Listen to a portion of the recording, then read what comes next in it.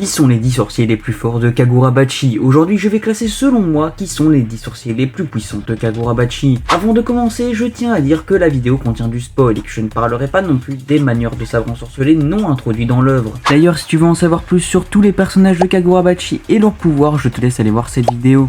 Numéro 10. Hiruiko. Sorcier de Ishaku, il était déjà parmi les plus puissants sorciers lorsqu'il n'utilisait que son sort. Cependant, grâce à son pacte avec le sabre ensorcelé Kumeyuri, il évoluera à un tout autre niveau, arrivant à tromper les sens surdéveloppés de Samura. Grâce à sa capacité banquet, à noter qu'il peut également manipuler les objets autour de lui jusqu'à des bâtiments grâce à la capacité play de Kumeyuri. En plus de Kumeyuri, son style atypique de combat et son talent inné pour le sabre lui permettent de rivaliser même sans Kumeyuri avec des maîtres au sabre. Numéro 9. Chihiro. Protagoniste du manga, son pacte avec le sabre ensorcelé Eten le place directement parmi les sorciers les plus puissants. Cependant, il possède un lien spécial avec Eten dû au fait qu'il l'a utilisé pendant 3 ans sans arrêt. Rendant celui-ci plus fort, Eten est sûrement le sabre le plus hybride que l'on ait vu jusqu'ici, étant autant capable de sorts défensifs que de sorts offensifs, comme le Haka qui lui permet d'absorber des attaques et de les reproduire après, ou encore Nishiki et Kuro agissant respectivement comme une attaque offensive et une attaque de soutien. Cependant, ce qui lui faisait le plus défaut était sa maîtrise approximative du sabre, point qu'il corrigera en ne se battant qu'avec une arme normale et face à des puissants adversaires comme Kuguri de Ishaku. Numéro 8. Iyuki. Membre d'élite du Kamunabi, elle est considérée comme l'une des plus puissantes du Kamunabi, grâce à son sort Enkotsu qui est connu pour avoir la puissance d'un sabre ensorcelé, et qui lui a permis de faire face et dominer Chihiro avec Eten lors de leur premier combat alors qu'elle ne se tenait clairement pas à fond. Numéro 7. Yura. Chef de l'organisation Ishaku, il possède des capacités physiques et une maîtrise du sabre assez développée que pour pouvoir affronter Urua en 1 contre 1. De plus, bien que l'on n'ait vu son sort qu'une seule fois, celui-ci est capable de supporter un mei à pleine puissance de Kuregumo. De plus, on sait que celui-ci veut utiliser Shinuchi et possède vraisemblablement un lien avec le grand maître épéiste, ceux-ci ayant les mêmes yeux. Numéro 6.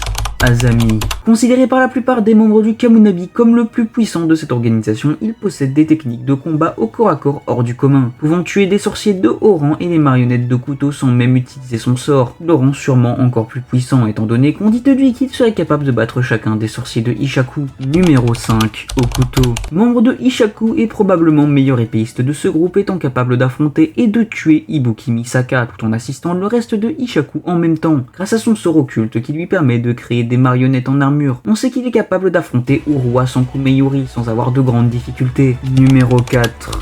Kiora. Chef de la famille Sazanami est sûrement le perso que je voyais le moins être si haut dans le classement, mais forcé de constater après relecture du manga qu'il mérite largement sa place aussi haut. Son sort hérité de sa famille faisait déjà de lui un adversaire assez puissant, capable de tenir tête à Chihiro et Akuri ensemble. Mais c'est après avoir réussi à utiliser le sabre ensorcelé Shinuchi, le faisant évoluer parmi les plus puissants sorciers, capable d'affronter simultanément Chihiro, Iyuki et Akuri. La seule raison pour laquelle il a perdu, c'est le fait qu'il ne pouvait pas supporter plus longtemps la puissance de Shinuchi, son corps étant sur le point de se briser. Numéro 3. Urua. Maître épéiste de la guerre de Seitei, Urua est déjà parmi les sorciers les plus puissants, rien qu'avec son sort occulte et le fait qu'il soit un génie du sabre, étant l'un des seuls à maîtriser la technique de l'école Byakkei. Cependant, bien qu'il ne l'ait plus actuellement, il a tout de même été le manieur du sabre ensorcelé Kumeyuri, ayant sûrement une maîtrise de celui-ci bien supérieure à Hiruiko, ce qui fait de lui l'un des sorciers les plus puissants actuellement vus dans l'œuvre. Numéro 2. Samura. Comme Urua, il était l'un des maîtres épéistes de la guerre de Seitei. Samura possède des sens affûtés à leur paroxysme dû à son absence de vue, lui permettant de créer un style de combat centré sur l'écolocalisation et sa perception des intentions meurtrières, en plus de sa maîtrise excellente du sabre maîtrisant le style de l'école Byakkei. Celui-ci possède le sabre ensorcelé Tobimune qui lui permet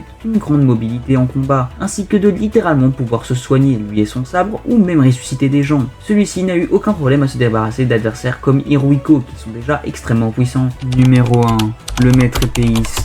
Plus grand combattant de la guerre de Seitei, on ne sait pas grand chose à son sujet, ou sur ses pouvoirs, si ce n'est qu'il manie le sabre Shinuchi avec lequel il a décimé l'entièreté de l'île contre laquelle il était en guerre, soit plus de 200 000 personnes d'un coup, ainsi que d'affronter simultanément tous les manieurs de sabre ensorcelé en même temps. On a également vu qu'il était capable de rentrer en contact avec les utilisateurs de Shinuchi comme Kiora dans le Rakusaishi. Bon, voilà ce qui conclut cette vidéo. Si vous êtes resté juste ici, c'est que vous l'avez apprécié, donc si vous pouviez vous abonner, ça me ferait extrêmement plaisir.